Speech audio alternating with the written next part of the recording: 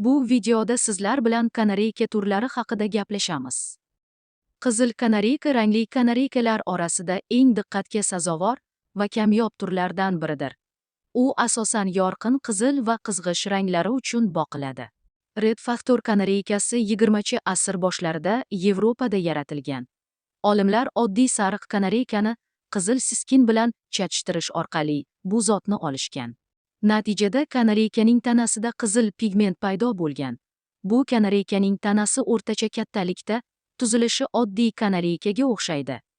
Ranglari och qizildan to'q qizilgacha bo'lishi mumkin. Rangining yorqinligi to'g'ri ovqatlantirishga bog'liq bo'ladi. Agar ratsionida maxsus qizil rang beruvchi qo'shimchalar, masalan, qizil pigmentli yemlar bo'lmasa, patlari to'q sariq yoki xira rangda chiqishi mumkin. Bu kanareyka yaxshi sayraydi. Ayniqsa erkaklari juftlash mavsumida faol ovoz chiqaradi. Xarakteri tinch, boshqa kanareykalar bilan yaxshi chiqishadi. Ular uy sharoitida boqish uchun mos, ammo rangini saqlash uchun parvarishda e'tibor talab qiladi.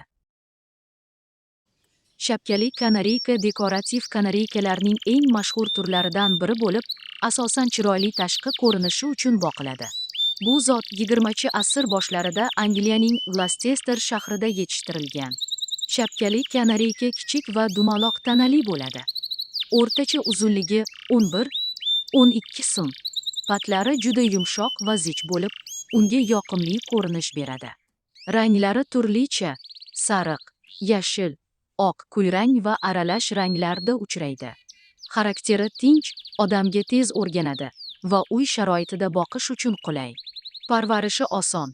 Sifatli don aralashmasi, ko'katlar, meva, sabzavotlar, toza suv va kalsiy manbai tuxum po'chog'i yoki suyak toshi yetarli bo'ladi. Shveysar jingalak patli kanareyka dekorativ kanareykalarning eng noodatiy va kamyob turlaridan biri hisoblanadi. Bu zot Shveysariyada yetishtirilgan bo'lib, asosan ko'rgazmalar va kolleksionerlar tomonidan boqiladi. Shveysar jingalak patli kanareykaning eng asosiy belgisi tanasidagi jingalak va to'lqinli patlaridir. Ayniqsa ko'krak, yon tomonlar va orqa qismidagi patlar chiroyli burilib o'sadi. Tana tuzilishi nozik va nafis. Bo'yi o'rtacha 15-16 ta sm atrofida bo'ladi. Ranglari sariq, oq, yashil va aralash ranglarda uchraydi. Bu kanareyka ko'proq bezak qushi hisoblanadi. Uning sayrashi oddiy kanareykalarnikiga qaraganda unchalik kuchli emas. Xarakteri tinch, biroz tortinchoq bo'lishi mumkin. Jingalak patlari sababli parvarishiga alohida e'tibor talab etiladi. Qafas toza bo'lishi, patlari sinib ketmasligi va ifloslanmasligi kerak. Oddiy kanareyka eng keng tarqalgan va eng ko'p boqiladigan kanareyka turi bo'lib, ayniqsa chiroyli sayrashi bilan mashhur. U uy sharoitiga tez moslashadi va yangi boshlovchilar uchun eng qulay qush hisoblanadi.